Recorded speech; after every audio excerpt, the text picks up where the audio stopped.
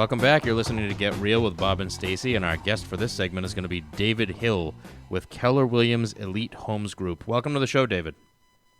Oh, thank you.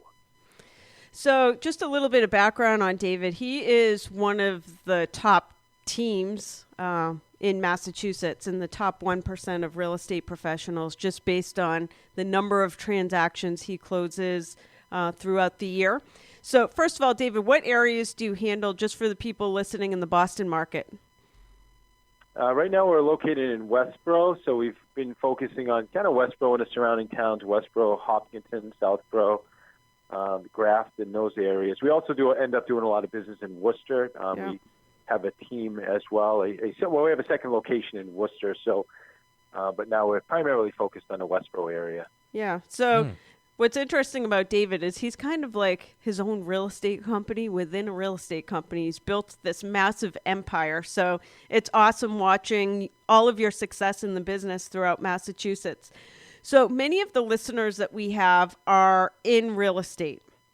And so I have a bunch of questions for you on how you've gone about building this massive real estate empire. Like, where did you come from? How did you do it? You're super young. He's got a great family life. I follow him on Facebook. So it's like you have mastered it all. So for people listening, first, tell us your history. How did you get into real estate to begin with? Well, thanks for that introduction, and I'm not even sure who you're talking about. But I'm kidding. I mean, the reality is I feel like I'm just on the beginning of my journey towards mastery, and in the massive empire. I'm in the beginning phase, so I do appreciate that. I'm originally from Worcester. I built my business primarily by calling for sale by owner and expired listings. My first month in the business with Keller Williams Realty, I actually had taken 7 for sale by owner listings my first month, literally just by prospecting, hitting the phone books. I'm not the phone books, hitting the real estate sections of the newspapers, and just hammering the phones. Must have called hundreds and hundreds of people. Ended up taking those listings and just kind of took off from there. And for sale by owner and expired sellers and circle prospecting is still a big part of my business. It's where a lot of our business comes from. So you must have really thick skin, because when I talk to real estate agents, some of them will start doing FSBOs or calling on FSBOs and expireds, but they never really last long because they go through 2 hours of rejection, for example, and they don't want to pick up the phone again. So how do you handle rejection? Yeah, it's something I've been doing my whole life. I mean, I started, at 17, I was setting up appointments in a Kirby vacuum cleaner shop. Wow. For a Kirby vacuum cleaner guy. That's awesome. People. Huh. And then, at 19, I worked in a call center for a major credit card company. At 21, I was working for a publishing company selling ad space, going door to door. And then, at 30, when I went into real estate, and somebody said, hey, here's what you need to do.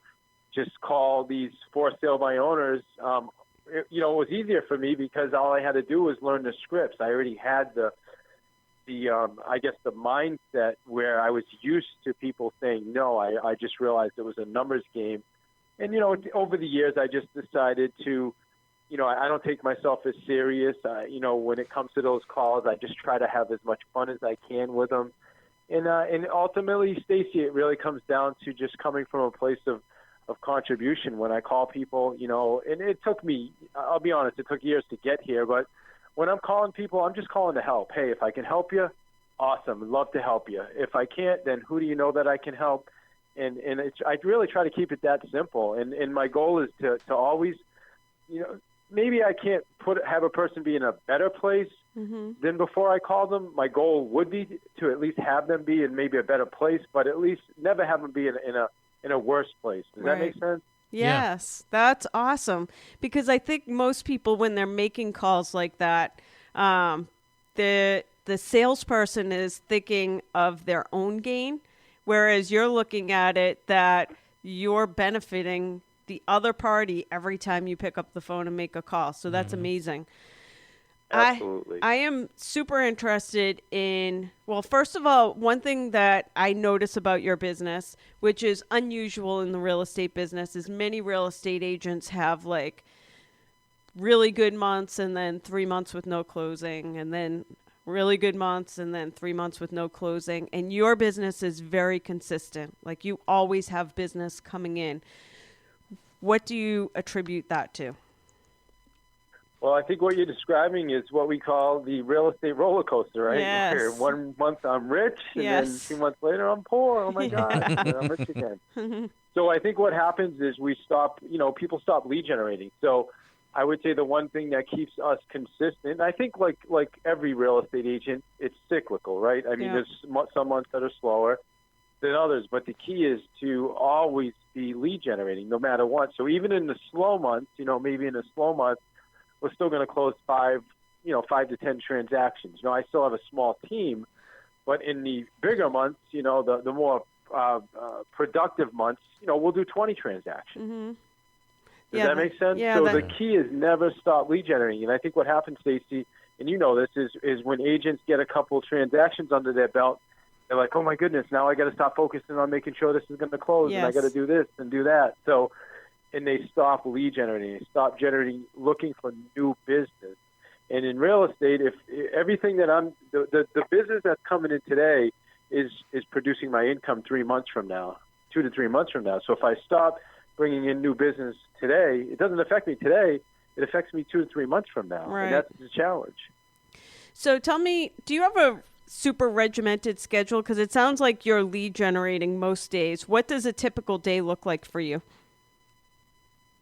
Well, I'm up early. My schedule has been really off. I was talking to my wife about this last night.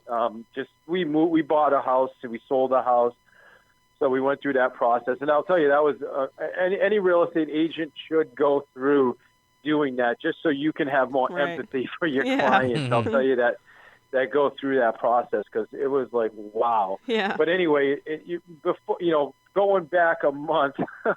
Before we started this, I'm up at 4:57 every morning. I meditate 20 minutes. I'm at the gym by 6 o'clock. I shower at the gym and in my office by 7:30. I'm on the phones by 8. I'm still doing all that, but the timing has changed a little bit. So I really need to get my routine going back again. And even my daughter, our whole family's just way out of our routine now. So. But I think that's so important, Stacey, to the routine. Without that, I just almost feel lost some days. Yes. And you know that. I was telling you earlier, I actually forgot about a client I was supposed to meet. Mm-hmm. Yeah, so you're super regimented, sticking to a routine in normal months. Let me ask you, do you ever have bad days or bad weeks? And if so, how do you get yourself out of a slump?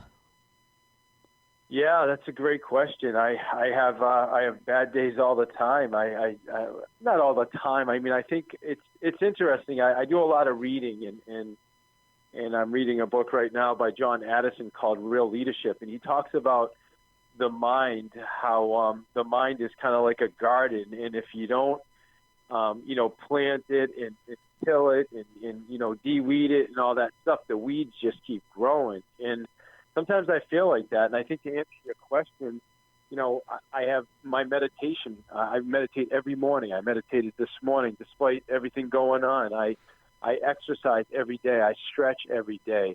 I have my affirmations. I have 4 affirmations that I say to myself over and over while I drink my tea in the morning. I watch a positive video. I like Darren Hardy. He's got a really cool called Darren Daily. I read every day. I read 5 pages this morning from Real Leadership. Yep. So it's all those little things that help me keep my mind stronger and sharper, and then just focus. I get to say, good morning to my little girl before she goes to daycare. And, just try to focus on the positive. Because if I don't do that, then I think those weeds tend to take over. Yeah, that's awesome. Yeah. So constantly de-weeding, getting all the junk out of your head. What's also interesting about your business is Your wife is involved in your business. First of all, just having seen you on Facebook, it appears that you have a lot of quality time with your family. How do you, how do you effectively work with family, and how do you make sure to carve out, family time? Yeah, that's a good question and a tough question. I think of working with families a challenge sometimes. Mm-hmm. I think my wife and I have set some pretty clear expectations or borders, and we do our best to not talk about real estate at all outside of the office. Mm-hmm. And I think that helps a lot. I'm fortunate to have some tremendous talent on my team. I've got an amazing administrative assistant, and she has an assistant. So I have that leverage. I have a listing specialist who's just outstanding. I've got 3 buyer's agents. So because of that, I've been able to create a lot of leverage. So I can shut it down. Right. At 5:30, 6 o'clock, I'm pretty much shutting down. I mean, very rarely you're going to catch me after that time. You know what I mean? And yes. So I can go home and just be present with my family and just deal with what's in front of me, as opposed to really having to worry about, what's going on in the real estate world. Yeah, that's awesome. Half the battle's just being present when you are in your house. So that's great. Absolutely. You talked a minute ago about you have 4 affirmations. Can you give us one of your affirmations that you say to yourself daily? Yeah, this is my oldest one. It's from Ernest Holmes' book, Science of the Mind. It's I am strong and I am free through the action of God in me. And I love that. And awesome. I like that one. That's That's for good. years and years and years. Yeah, and another one is from Louise Hay has a book called I forget the name of it right now. You Can Heal Your Life, and it's I flow easily with change, and my life is divinely guided in the right direction. Wow. And I don't know if I told you about this, Stacy, but I'm not exaggerating. That book helped me. I think I did on it when we did our podcast to release. I was having shoulder pain, and I went and I saw a specialist and everything. Mm-hmm. They're like, "There's nothing wrong with you. You've got great mobility. Everything's fine." And my shoulder was bothering me for months. Come to find out, it was like just stress. Wow. And once I read that and started using that affirmation, within 4 days, the pain was gone, and I've been pain-free now for over a month. That's crazy. Wow. That's awesome. I know it is. You can't explain how it works. I don't care how it works. All I'm telling you is it works. Yes. It's amazing. All right, couple of things. We have roughly 4 minutes left. And number one, I want you to talk about your book, because I hope we have so many listeners that are in the real estate profession. And having already learned from you just in the last 10 minutes, I know that people will want to pick up a copy of the book. And then also talk about your XF Bootcamp. Yeah, appreciate that. My book is called The Sales Playbook, and it's all about helping people become more effective in sales. And real estate, obviously, I have a huge real estate background. I also have a publishing background. But helping people become more confident using the phone to connect, okay? But the thing with this is it's these same principles that you use on the phone are going to work whether you're sitting across from somebody or whether you're going door knocking, because it's about, mirror and matching, connecting with people, building rapport, understanding our scripts and dialogue. And then it's also proven, Stacy, that 70% of our business, of our results, and I researched 4 different industries: multi-level marketing, insurance. In every one, it was approximately 70% of the business came as a result of follow-up. So we could talk a lot about follow-up and putting great systems in place for follow-up. So the book's just it's really a how-to guide. I mean, whether you're brand new to sales or you're a veteran, you're going to find some nuggets in there. They're going to help you take it to the next level. And when we started this, you mentioned I was a master. As far as I'm concerned, I'm always on the path to mastery. Yes. So I'm always looking for that next tool, that next tip, that next thing that's going to help me continue down that path. And the XF Bootcamp, I mentioned I have a lot of experience with for sale by owner and expired sellers. So about 2 years ago, I started a 7-week training program. It's called XF Bootcamp. You can go actually to our website. The best way to get it actually is go to davidihill.com, and there's information on the 7-week training. It starts August 15th, coincidentally, so if you're interested, got about 5 seats left. And also the link to my book is on that site, and everything else that you need to know about me is davidihill.com.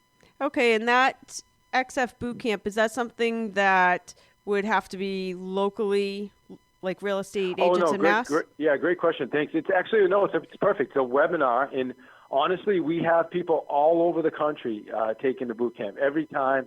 It's limited to 14 seats, so we people all over. They call in once a week, and then it's a weekly hour webinar. And then what I do is I partner everybody up, so you'll have a different role play partner 5 days a week where you practice your scripts and dialogue and keep each other accountable. Yeah, it's really, really cool. You can go to the website, check out testimonial videos. The average agent that goes through the boot camp will take 4 listings. Wow. In 7 weeks. So 4 listings, 7 weeks for $495. You tell me. Yes. Sounds like a steal. I've had agents take 15 listings from it. So. That's awesome. Wow. All right, 2 more minutes left. So my question for you is about building a team. So you have had some great success at building a team. And one thing I'll notice in real estate is sometimes you have a really great salesperson, which is what you are. Just in and of yourself, you're an amazing salesperson. Sometimes it's different skills needed in order to build and nurture a team. First of all, how do you find your team members and how do you keep them? Just always talking to people, Stacy. Always talking to people.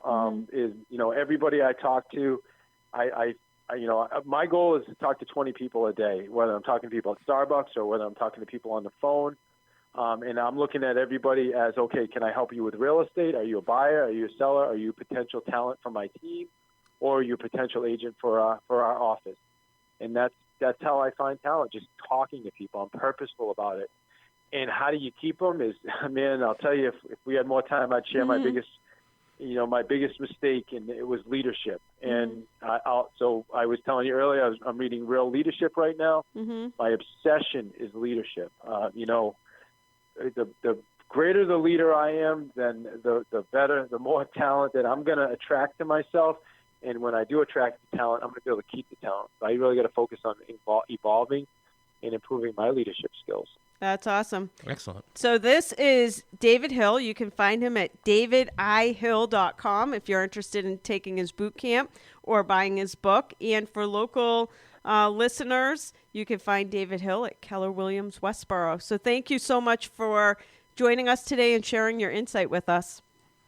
Yeah, thank you. It was an honor. I appreciate it. Great. Thanks, David. We're going to take a quick break. We'll be back with more Get Real after this.